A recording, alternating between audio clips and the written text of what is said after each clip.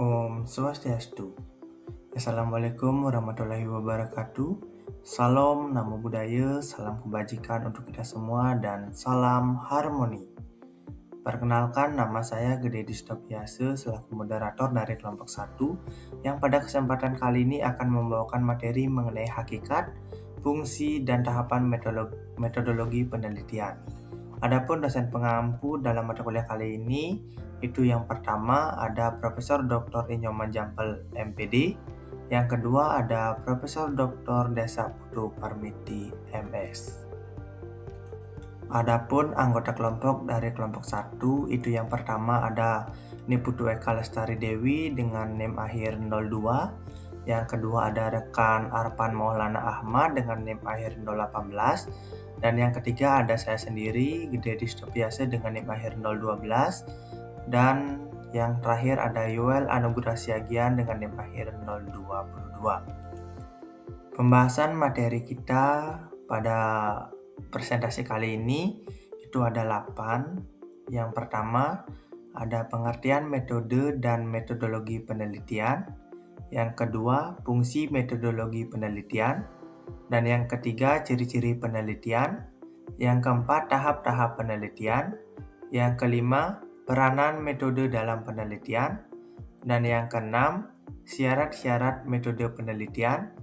Yang ketujuh, ada syarat-syarat peneliti. Dan yang terakhir, ada perkembangan metodologi penelitian. Pembahasan materi yang pertama yakni pengertian metode dan metodologi penelitian.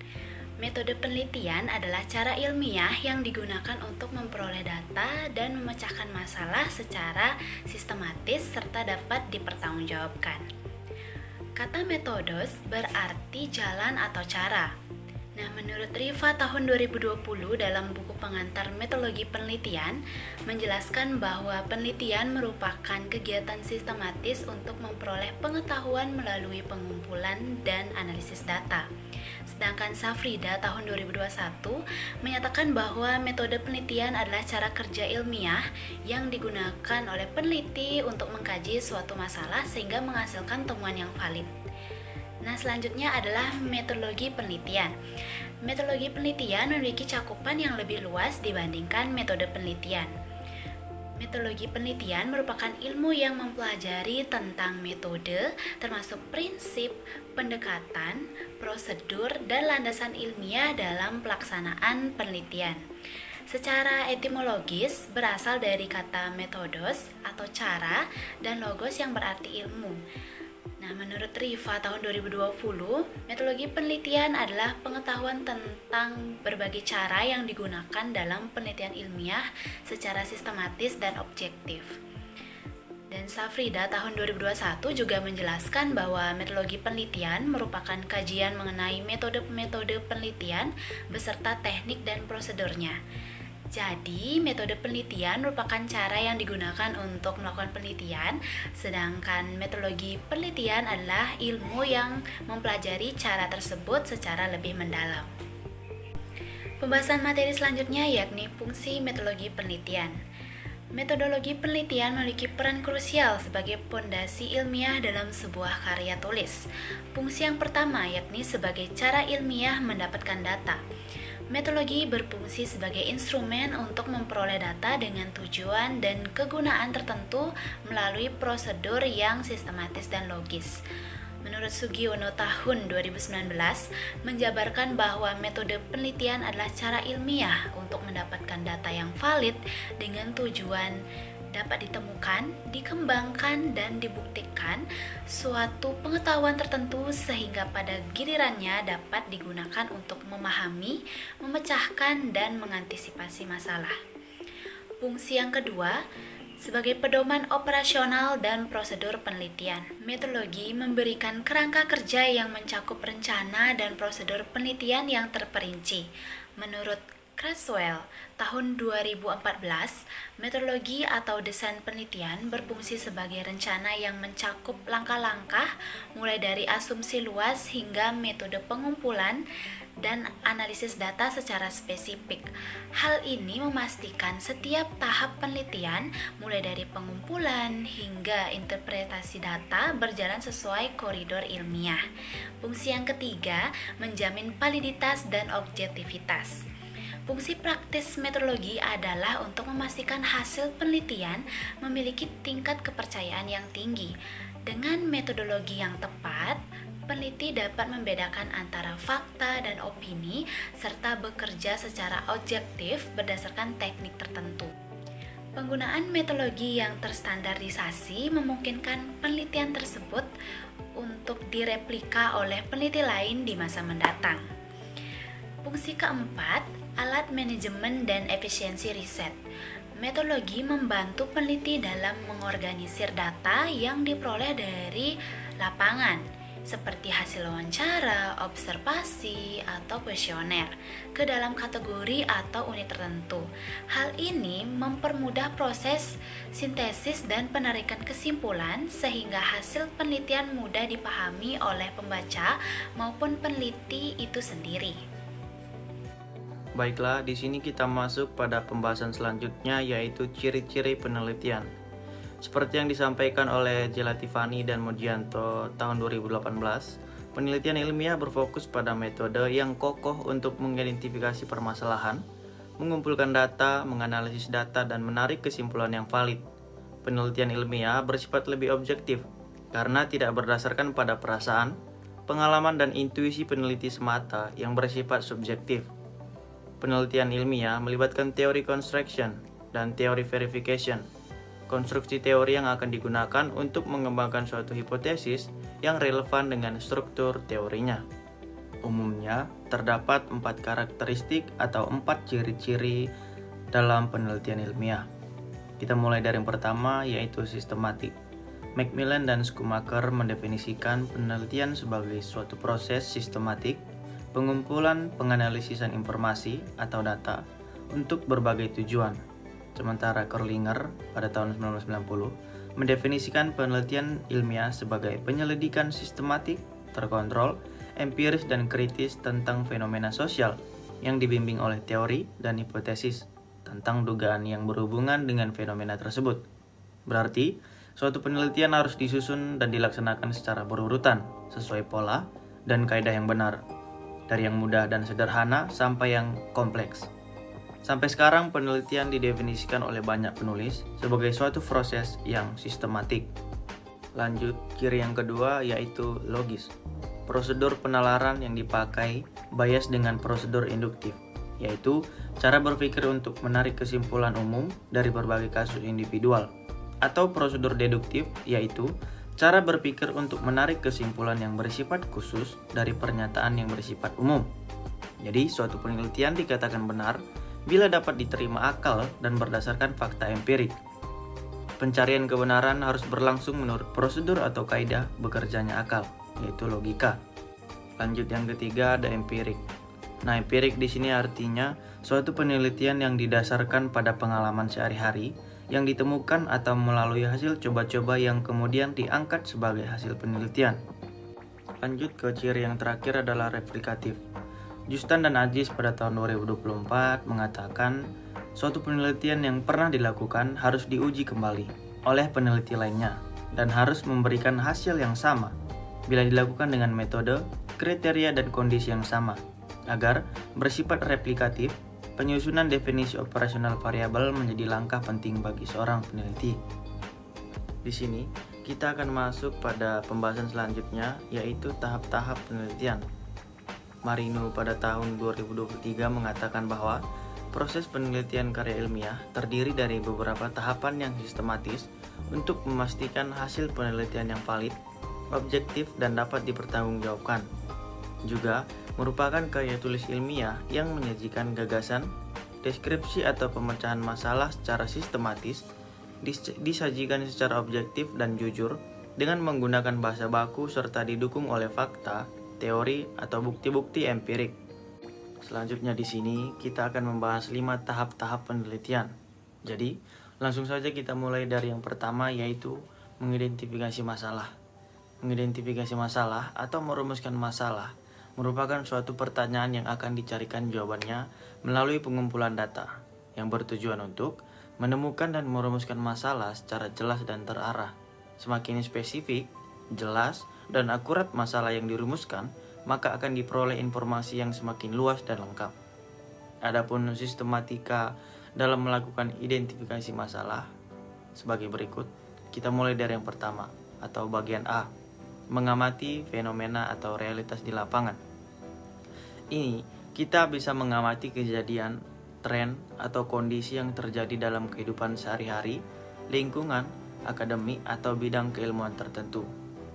Yang kedua, kita juga bisa mencatat adanya ketidaksesuaian antara harapan atau Dassollen dan kenyataan yang terjadi atau Dasein. Dengan memahami konsep Dassollen dan Dasein ini, penelitian ilmiah dapat mengidentifikasi masalah secara lebih jelas dan mencari solusi yang tepat untuk menjembatani kesenjangan antara harapan dan kenyataan. Kita lanjut yang ke B, mengkaji literatur dan penelitian terdahulu. Nah, ini kita bisa mempelajari buku, jurnal, artikel ilmiah, dan laporan penelitian sebelumnya untuk menemukan celah penelitian atau research gap. Atau kita juga bisa menentukan apakah ada aspek yang belum diteliti atau masih membutuhkan pengembangan lebih lanjut. Kita lanjut ke bagian C, menganalisis data dan laporan statistik.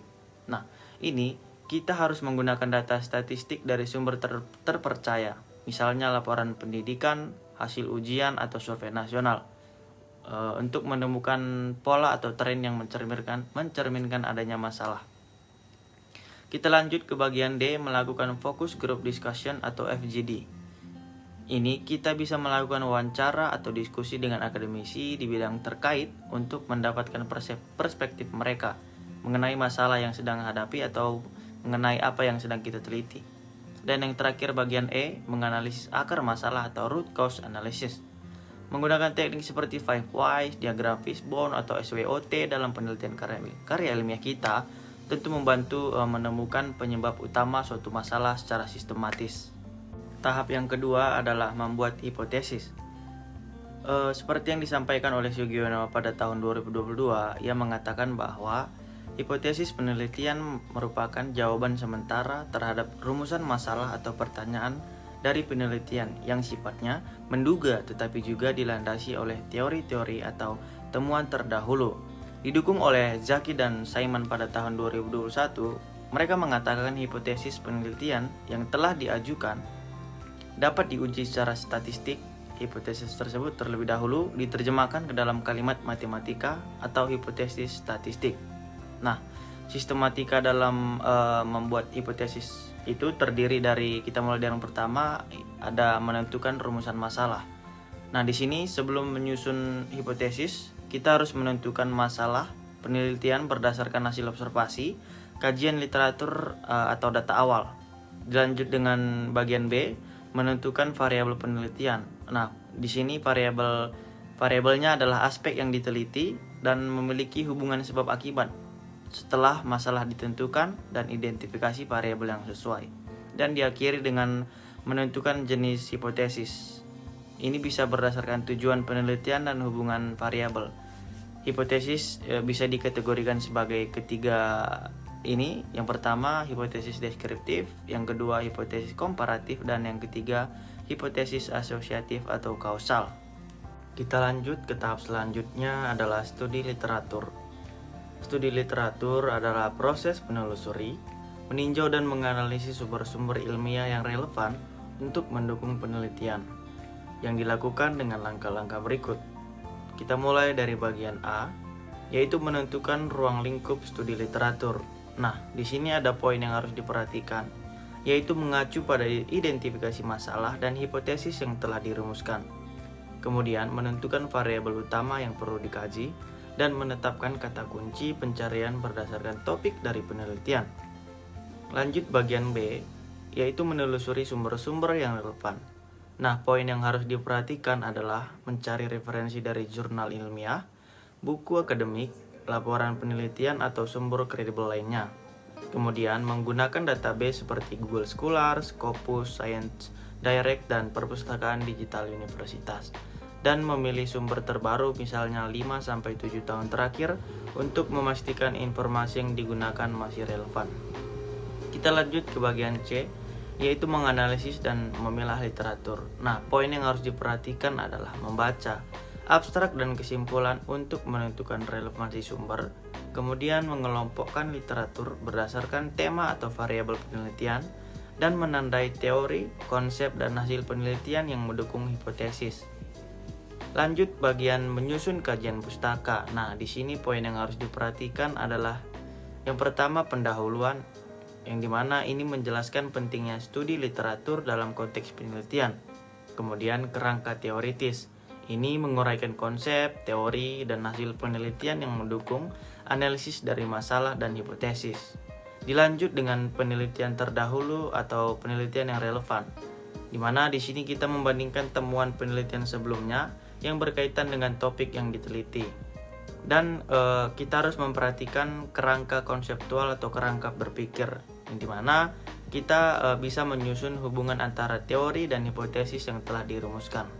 Dan bagian terakhir itu menyimpulkan dan menyusun kerangka konseptual. Nah, poin yang harus diperhatikan di sini itu kita harus bisa menyoroti kesenjangan penelitian yang dapat dijadikan dasar penelitian lebih lanjut.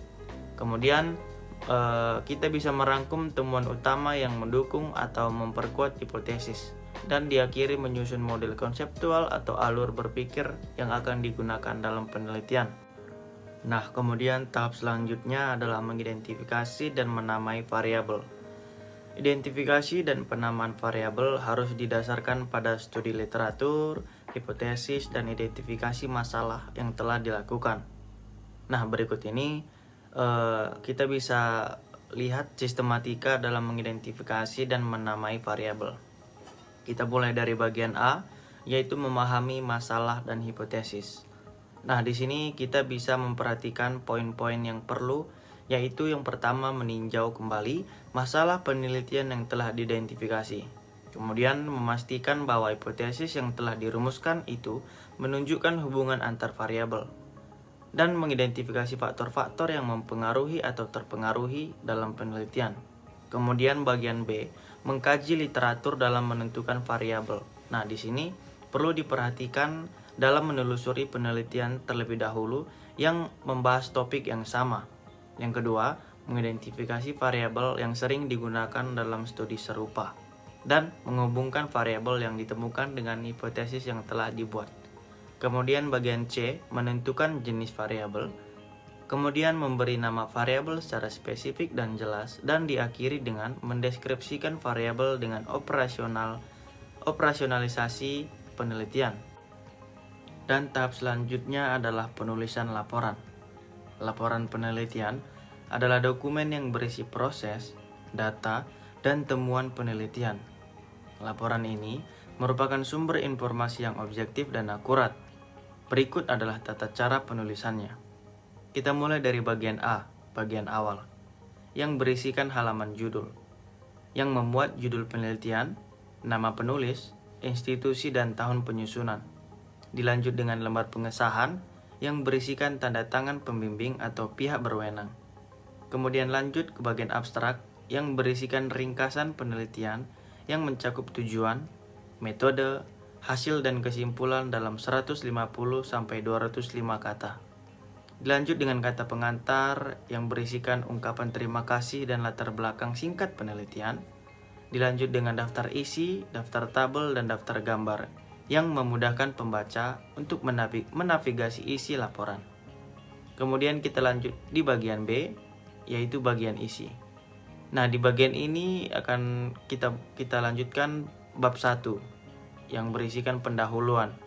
Nah, di pendahuluan terdapat latar belakang masalah, rumusan masalah, tujuan penelitian, manfaat penelitian, ruang lingkup penelitian. Kemudian dilanjut bab 2, kajian pustaka yang berisikan landasan teori yang relevan, penelitian terdahulu sebagai referensi, kerangka berpikir, dan hipotesis jika ada. Kemudian dilanjut bab 3, yaitu metodologi penelitian, yang berisikan jenis penelitian, populasi dan sampel, variabel penelitian, teknik pengumpulan data, instrumen penelitian, dan teknik analisis data.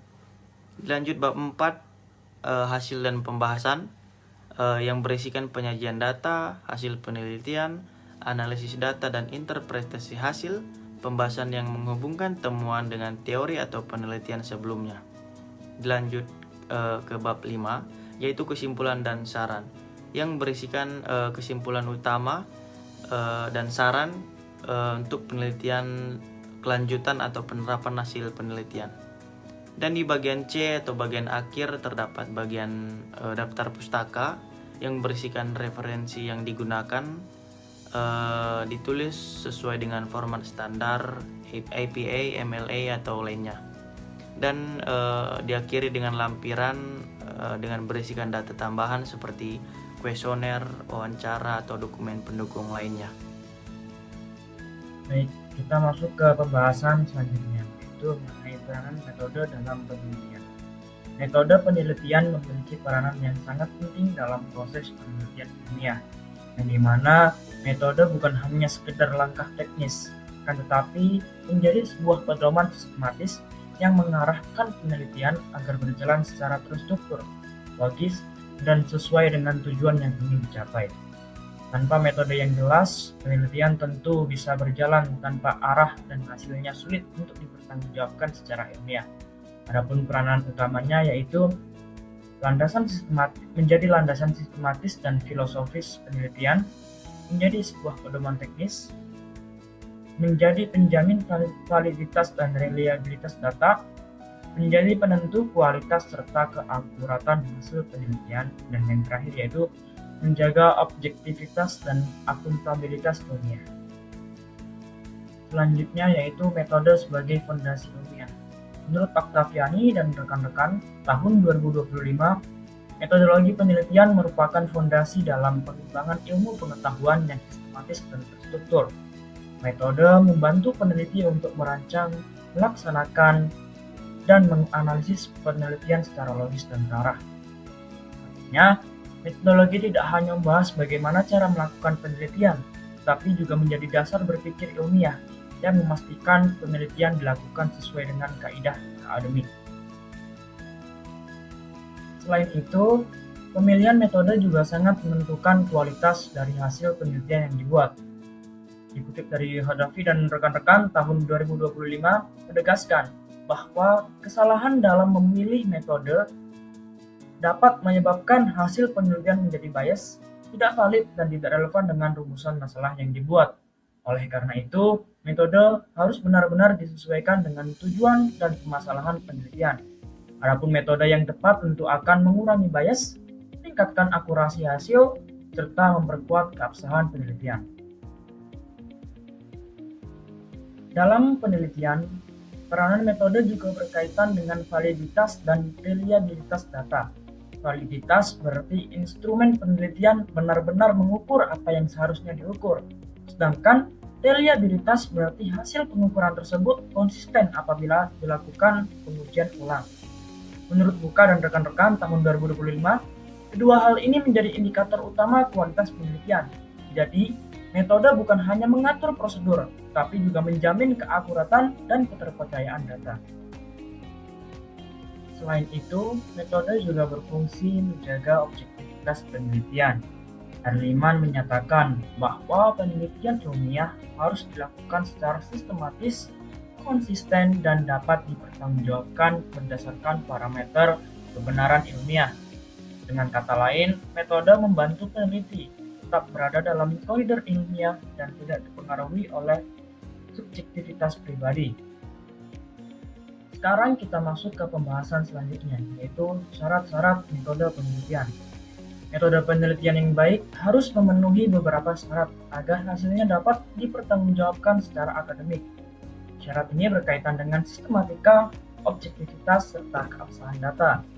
Pertama, adapun syarat-syarat metode penelitian yaitu yang pertama, metode harus bersifat sistematis. Artinya, penelitian harus dilakukan melalui tahapan yang runtut, mulai dari perumusan masalah, penyusunan teori, pengumpulan data, analisis data, hingga penarikan kesimpulan.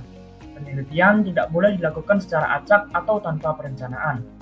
Yang kedua yaitu metode harus memiliki validitas. Validitas memastikan bahwa instrumen penelitian benar-benar mengukur variabel yang diteliti. Jika instrumen tidak valid, maka hasil penelitian tidak mencerminkan kondisi yang sebenarnya. Adapun yang ketiga yaitu metode harus reliable. Reliabilitas menunjukkan bahwa hasil penelitian konsisten apabila dilakukan pengukuran ulang atau pengujian ulang dalam kondisi yang sama. Data yang tidak konsisten tentu tidak bisa dijadikan dasar pengambilan keputusan ilmiah. Adapun yang keempat yaitu metode harus bersifat objektif. Penelitian harus bebas dari kepentingan pribadi dan berdasarkan fakta serta data yang ada. Objektivitas sangat penting agar hasil penelitian dapat diterima secara ilmiah. Adapun yang kelima yaitu metode harus sesuai dengan tujuan dan rumusan masalah penelitian. Jika metode tidak relevan dengan masalah yang diteliti, maka hasil penelitian menjadi tidak tepat. Dan adapun yang terakhir yaitu metode harus dapat direplikasi. Artinya, prosedur penelitian harus dijelaskan secara rinci sehingga dapat diulang oleh peneliti lain untuk menguji kebenarannya. Transparansi ini menjadi salah satu ciri penting dari penelitian ilmiah. Nah, sebagai penutup, dapat disimpulkan bahwa metode merupakan fondasi utama dalam penelitian. Metode tidak hanya menentukan bagaimana penelitian dilakukan, tetapi juga menentukan kualitas, keabsahan, dan kredibilitas hasil penelitian.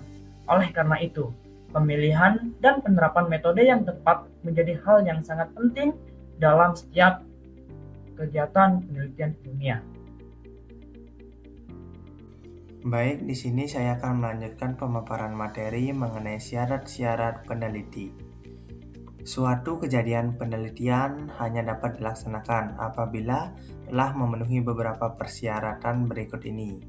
Menurut Abu Bakar tahun 2021. Ada 4 syarat yang harus dipatuhi oleh peneliti. Itu yang pertama, harus mempunyai kemampuan untuk meneliti, di mana dengan kemampuan yang kuat untuk meneliti dan kesanggupan untuk melakukan penelitian, maka seseorang akan bisa menghasilkan penelitian yang baik dan benar. Yang kedua, terdapat permasalahan yang akan diteliti. Artinya, tidak mungkin seseorang akan melakukan penelitian tanpa adanya masalah yang akan diteliti. Karena masalah adalah hal yang menjadi fokus dalam penelitian. Yang ketiga, ada perencanaan yang baik, di mana perencanaan yang baik harus dilakukan dari awal menentukan konsep hingga sampai pelaporan hasil penelitian. Dan yang keempat, harus ada izin atau persetujuan dari pihak-pihak terkait. Karena apapun yang kita teliti harus ada izin tertentu. Misalnya izin ke perguruan tinggi, pimpinan proyek, lokasi penelitian, pemerintah, dan sebagainya. Baik, materi selanjutnya adalah perkembangan metodologi penelitian. Nah, perkembangan penelitian pendidikan dimulai pada abad ke-17, di mana di abad ke-17 sudah terdapat seperti penelitian pendidikan masih terbatas dan belum terstruktur. Yang kedua, kajian lebih bersifat filosofis dan normatif dan belum menggunakan metode ilmiah yang sistematis yang berbeda seperti sekarang. Dan yang ketiga, belum banyak pihak yang menjadikan pendidikan sebagai bidang ilmiah tersendiri. Nah, adapun tokoh penting dalam penelitian pendidikan abad ke-17 itu ada yang pertama, ada John Amos Comenius yang melalui karyanya yang berjudul The Great Didactic tahun 1657. Ada juga karyanya yang bernama Orbis Pictus pada tahun 1658, di mana ini menekankan bahwa metode pengajaran sistematis dan media visual. Yang kedua ada John Locke yang melalui karyanya dia menekankan pentingnya pengalaman dalam pembentukan pengetahuan anak. Nah, pada masa ini penelitian lebih berupa refleksi pemikiran, jadi belum berbasis data yang empiris. Baik, pada perkembangan penelitian pendidikan abad ke-18 yang masih didominasi pendekatan deskriptif dan filosofis. Yang kedua, penelitian kuantitatif dan analisis statistik yang belum berkembang. Dan yang ketiga, di abad ke-18, pendidikan mulai dipandang penting dalam pembentukan individu dan masyarakat. Nah, adapun tokoh penting dalam penelitian pendidikan abad ke-18 itu ada Jean-Jacques Rousseau yang melalui karyanya yang berjudul Emile pada tahun 1762, di mana karya ini menekankan bahwa pendidikan sesuai perkembangan alamiah anak dan pendekatan yang lebih humanis. Nah, dalam abad ke-18 ini, di mana metode penelitian masih belum sistematis seperti prosedur ilmiah yang modern seperti sekarang. Selanjutnya pada perkembangan abad ke-19 dan ke-20, di mana mulai berkembang pendekatan ilmiah dan sistematis. Yang kedua dipengaruhi perkembangan psikologi, sosiologi, dan statistik. Dan yang ketiga, penelitian bergeser dari filosofis, di mana yang berbasis data empiris. Ini menurut Sari et al. Tahun 2023. Nah, adapun pada abad ke-20, itu muncul penelitian kuantitatif seperti tes, survei, analisis statistik. Seperti analisis statistik. Yang kedua, berkembang penelitian kualitatif seperti observasi, wawancara, dan studi kasus. Yang ketiga, munculnya mixed method atau metode campuran dalam sebuah penelitian. Nah, pada abad ke-19 dan ke-20 ini, penelitian pendidikan menjadi disiplin ilmiah yang dimana penelitian ini lebih sistematis dan dapat dipertanggungjawabkan secara akademik. Baik, adapun kesimpulan dari presentasi kami, itu yang pertama, metodologi penelitian adalah cara atau prosedur untuk melakukan sebuah penelitian. Yang kedua, metodologi penelitian adalah ilmu yang mempelajari tentang metode penelitian. Yang ketiga, metodologi berfungsi sebagai pedoman ilmiah untuk memperoleh data yang valid dan objektif dalam sebuah penelitian. Yang keempat, penelitian ilmiah bersifat sistematis, logis, empiris, dan dapat diuji ulang. Yang kelima, proses penelitian meliputi identifikasi masalah hingga penyusunan laporan penelitian. Yang keenam, metode yang baik harus valid, reliable, objektif, sistematis, dan sesuai tujuan penelitian. Yang ketujuh, metodologi penelitian berkembang dari pendekatan filosofis menuju ke pendekatan ilmiah yang berbasis data. Dan yang ke-8, hingga saat ini penelitian menggunakan pendekatan yang bersifat kuantitatif, kualitatif, dan metode campuran. Baik, itu tadi pemaparan materi dari kami kelompok 1. Mungkin sekian pemaparan materi yang dapat kami sampaikan. Akhir kata, saya tutup dengan mengaturkan para Santi. Om Santi Santi Santi Om. Wassalamualaikum warahmatullahi wabarakatuh. Salam Namo Buddhaya, salam kebajikan untuk kita semua, dan salam harmoni.